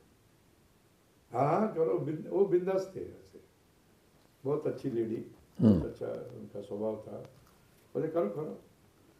मैंने क्या किया, एक प्लाईवुड का टुकड़ा लाया और बेसिन पे रख दिया, वही आइडिया यूज की जो सफेद की। तो पूरा मैंने उसको ड्रेसिंग टेबल बना डाला, किसको? बेसिन को। बेसिन को। और उनका जो चेयर था उसको सफेद टॉवेल डाल दिए, ये डाल दिया ऐसा। वो खुश हो गई, बैठी।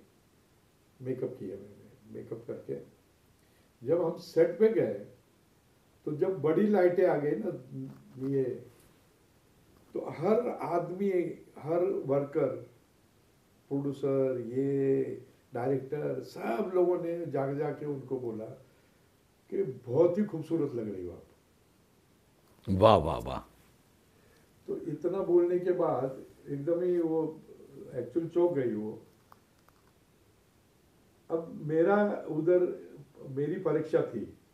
मेरी परीक्षा क्या थी कि वो जब ये स्मिता जी का लेडीज मेकअप और जेंट्स मेकअप में जमीन आसमान का फर्क है।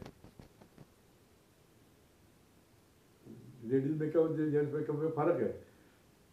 तो हमने क्या किया, जो लेडीज मेकअप जो था ना, वो मैं क्या करता था, जूनियर आर्टिस्टों पे करता था, वहां सीखता था मैं। तो स्मिता जी पे मेकअप करने में मुझे दिक्कत नहीं आई, क्योंकि वो सीखा हुआ था मैंने। और दूसरों भी आर्टिस्टों को भी करने के लिए पहले मैं सीखा था, इसलिए मुझे कोई भी आर्टिस्ट को मेकअप करने में दिक्कत नहीं आई। क्या बात है।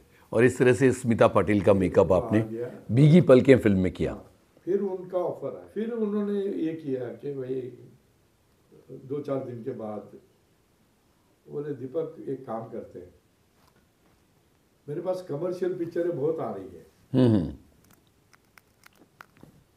तो अगर आप मेरे साथ काम करोगे तो मैं लेती हूँ, वरना नहीं लेती, मुझे नहीं गजब करनी। गजब। मुझे कमर्शियल पिक्चरें अच्छी नहीं लगती, मुझे नहीं करनी। तो मैंने बोला कौन सी पिक्चर है? तो बोले शक्ति है। बाप रे। मैंने बोला मेरे पिताजी उधर है गजब। अमित जी। फिर दूसरी भी 2-3 पिक्चरों का नाम लिया। तो मैंने बोला 2 पिक्चरों में तो अमित जी है, हाँ। अब मैं कैसे ये करूं? तो बोले नहीं नहीं, अगर तुमको करना है और पक्का करना है, मैं ये पिक्चरें ले रही हूँ बिकॉज ऑफ यू। हाँ, एक घुंगरू करके एक पिक्चर भी थी। हाँ हाँ। और अच्छे, तो हमने पिक्चरें, तो हमारे पास वैसे भी काम नहीं था ना। तो अमित जी तो चलो नेता, वो बाद में आके करने वाले थे, वो बात अलग थी। तो उन्होंने बोला तो तुम एक काम करो, तुम स्टार्ट करो, फिर देखते हैं क्या होता है। हमने स्टार्ट किया और हम उसका काम करते रहे। उतने में अमित जी की ये हो गए। तो अमित जी ने देखा तो मुझे बुलाया उधर।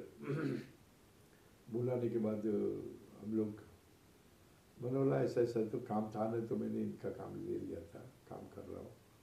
बोले नहीं नहीं करो तुम तब तक, वो है। थोड़े दिन के बाद हमने ऐसा देखा कि अमित जी को मिलने के लिए मैं गया, तो किसी कारणवश नहीं मिल पाया। तो फिर उन्होंने पूछा क्या हुआ, तो मैंने बोला नहीं ऐसा कुछ हुआ है, तुमने ऐसा हुआ नहीं, लेकिन नहीं मिल पाया। तो वो उन्होंने मुझे बोला, स्मिता जी ने, अमित जी को मैंने डांट दिया है। अरे बाप रे। दिमाग मेरा है, हाँ हाँ हाँ, मेरे सिवा दूसरे की जगह जा नहीं सकता है, और आप उसको छीनने की कोशिश मत करना। मैंने बोला आपको बोलने की जरूरत नहीं थी ना भाई, आप क्यों ऐसे बोला? बोले मुझे लगा मैंने बोल दिया। तो मैंने बोला अच्छा ठीक है, बोल तो दिया, अभी जाने दो, लेकिन मैंने आपको छोड़ के, मैंने तो ये नहीं बोला कि मैं छोड़ के अभी जी के पास वापस जा रहा हूँ। तो बोले नहीं नहीं ऐसा नहीं है। थोड़े दिन हम करते रहे, अमित जी की भी एक आध पिक्चर करते रहे उधर, क्योंकि वो नेता थे, पॉलिटिक्स में चले गए थे, पॉलिटिक्स में थे ना जी। एक आध पिक्चर के लिए आते थे वो, और वैसे भी मेरे लिए काम कम था उधर, तो मैंने कैरी ऑन किया इधर। फिर स्मिता जी की डेथ हो गई, तो मैं क्या करता था, वो मेकअप की किट दिया था उनको कि मैं नहीं रहूँगा तो तुम अपना मेकअप कर लो। तो उनकी माता जी, वो अमित जी, ये वो सब लोग आके बैठे हुए थे जब डेथ होने के बाद। तो हमारा एक रिलेशन ऐसा हो गया था स्मिता जी के साथ कि एक भाई बहन का रिश्ता होता है ना, ऐसा हो गया था। जी जी। तो किधर भी जाते तो मैं डांट देता था, अकेले मत जाया करो, ये करो, ऐसा करो, तो डांट देता था मैं। तो उनको भी मालूम है कि मैं कुछ भी करूँगी तो वो भाई मेरा खड़ा है उधर।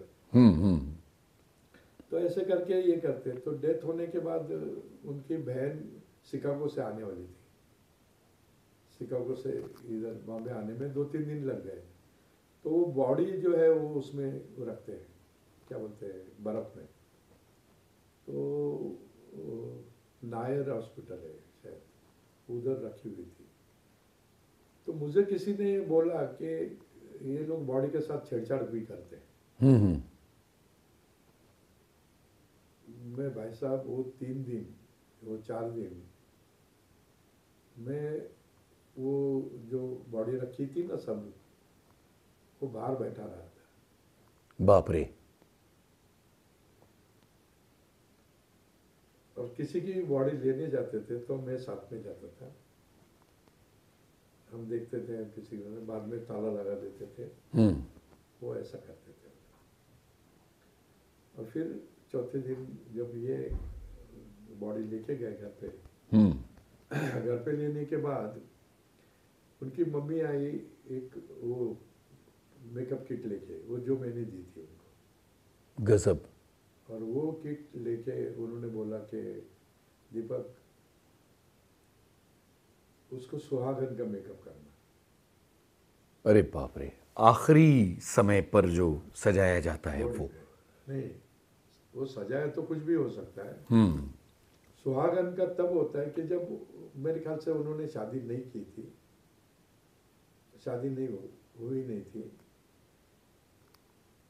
और ये मेकअप हमने उनको सुहागन का मेकअप करने के लिए, तो बीचों बीच में कभी शूटिंग के दरमियान बोला करती थी, दीपक मैं मेले मराठी में बोल रहा हूँ, मैं मरूंगी ना, उसके बाद में मुझे सुहागन बनाना।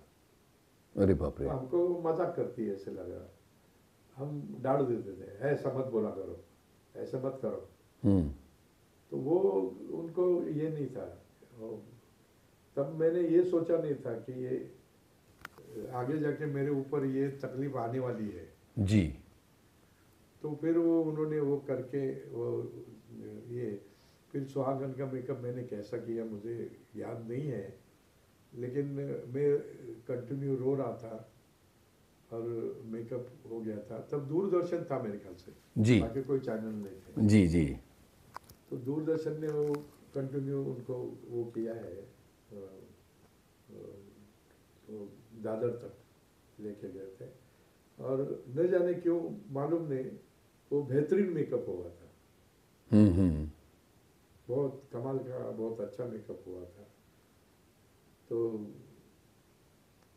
मेरे को समझ में नहीं आता है कि कभी मैंने ये सोचा भी नहीं था कि मेरे को डेथ बॉडी का मेकअप करना पड़ेगा। सही है। तो ऐसे हमारे साथ ऐसा हुआ। दीपक जी, बहुत ही जज्बाती बातें यहाँ पर हुई, और अब मुझे लगता है कि बातचीत को एक दूसरी दिशा में ले जाते हैं हम, और वो ये कि आपने कुछ फिल्में प्रोड्यूस की हैं, उनके बारे में बताइए। हमने तीन चार फिल्में प्रोड्यूस की। ये आइडिया कहाँ से आया था कि आपको फिल्में बनानी है? नहीं, क्या हुआ था, अमित जी का वो आगे का ब्रेक था ना जी। तो उसमें हमने सोचा मैं किसी दूसरे के पास जाऊंगा मेकअप आर्टिस्ट करके, तो मुझे बुरा लगेगा और अमित जी को तो लगेगा ही लगेगा। तो यार अमित जी का मेकअप मैन मेरे पास आया मेकअप करने के लिए। अमित जी का मेकअप मैन, मेकअप आर्टिस्ट मेरे पास आया मेकअप करने के लिए। गजब। वो मैं नहीं सुनना चाहता था। हाँ। मैं अमित जी की इज्जत को बड़ा बनाना चाहता था। हाँ। मैं बोला घर में रहूंगा, भूखा रहूंगा, लेकिन ये काम नहीं करूंगा। सही। तब मैंने ऐसा सोचा कि एक काम करते हैं, हिंग जले ना फिटकड़ी, अपन पिक्चर मेकअप से अच्छा ऊंचा काम किया है तो चल प्रोड्यूसर बनना। तो हमने बोला चलो एक पिक्चर बना लेते हैं। तो मैंने वो मराठी पिक्चर के लिए सोचा। तो मराठी पिक्चर में कितने 5-7 लाख रुपए में बन जाती थी उस जमाने में। तो हमने बोला कि चलो ठीक है ये पिक्चर बना देते हैं, ट्राई करते हैं। तो वो पिक्चर मैंने शुरू की। तो उतने में पहला नीलानी जी है ना, हाँ, वो आए। उनकी एक पिक्चर चल रही थी आंखें, बहुत पैसा आ रहा था। तो पहला जी ने बोला कि दीपक तुम पिक्चर बनाओ, मैं पैसे दूंगा। अब मेरे को क्या चाहिए था, पर उतने भी मेरे पास थे नहीं, एक्चुअल 5-7 लाख रुपए था नहीं तो उस टाइम। तो मैंने ऐसा सोचा कि चलो ठीक है, पहला जी लगा रहे। एक्चुअल प्रोड्यूसर मुझे पहला जी ने बनाया। अच्छा। पहला जी ने बोला, ऐसा हुआ कि भाई ऐसा क्या करेंगे। तो जया जी आई, फिर हम लोगों ने शूट किया। भाई साहब मैं यकीन मैं बोलूँगा तो यकीन नहीं आएगा आपको, उस जमाने में वो चेयर भी नहीं थी उनको बैठने के लिए देने के लिए। उस जमाने में वो चेयर कौन सी थी मालूम है आपको? वो लोहे की चेयर नहीं होती, जी जी, खुलने वाली। जी जी। वो चेयर पे वो बैठे। वाह। उन दोनों ने किसी बात की, किसी चीज की, किसी की ये बिना नोटिस किए, बिना ये किए उन्होंने कास्टे वाली साड़ी डाली मराठी वाली, और इन्होंने पगड़ी बिगड़ी पहन के ये करके उन्होंने वो गाना वाना किया। वाह। और सीन किया। तो सीन में उन्होंने बहुत अच्छा वो किया था कि या महाराष्ट्र ने मला सर्व काही दिले, मतलब ये महाराष्ट्र ने मुझे सब कुछ दिया, सब कुछ दिया जी। नाम दिया, इज्जत दिया, शोहरत दिया, पैसा दिया, सब कुछ दिया। इसलिए मैं पूरे महाराष्ट्र को जिंदगी भर मैं भूल नहीं सकता हूँ। ऐसा करके ये दीपक सावंत की पहली निर्मित, दीपक सावंत की पहली पिक्चर मुझे पसंद आई है, आप भी देखिए। वाह वाह वाह वाह वाह। ये उन्होंने वो पहले बोला था। क्या बात है। और यहाँ से हमारी शुरुआत हुई। फिर दूसरी पिक्चर गंगा थी। गंगा बहुत सुपर डुपर हिट फिल्म, जिसके लिए अमित जी, हेमा जी थी उसमें, रवि किशन, मनोज तिवारी, नगमा, ये सारे लोग आने से वो भोजपुरी की सबसे बड़ी पिक्चर हो गई। अच्छा।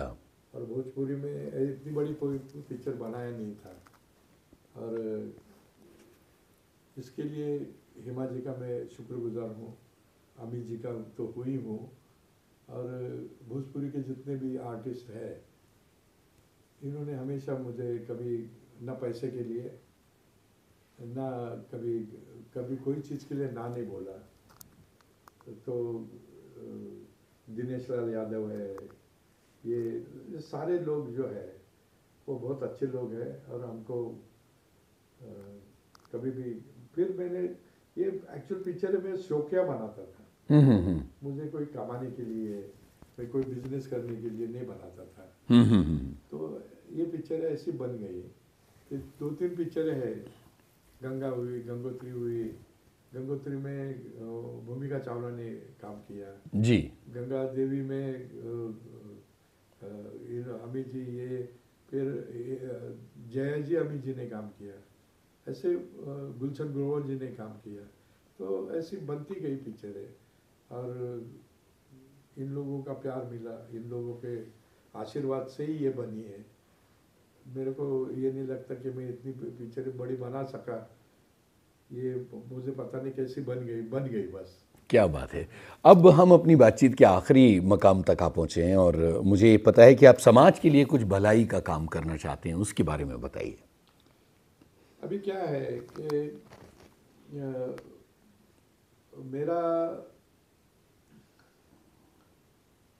मैं हमेशा इनोवेशन करता हूँ। जी जी। तो इनोवेशन में मेरा क्या है कि लोगों तक कैसे पहुँचा जाए। तो मेरी एक संस्था है सदगति सोशल फाउंडेशन करके, जी, उसके अंदर मैं काम करता हूँ। और अभी जितने मेरे 11 इनोवेशंस है, वो 11 इनोवेशंस मैंने लोगों के लिए बनाए हैं, जनता की भलाई के जनता लिए। के लिए। जी। अभी पानी जो है, पानी है लेकिन पानी लोगों तक नहीं जाता है।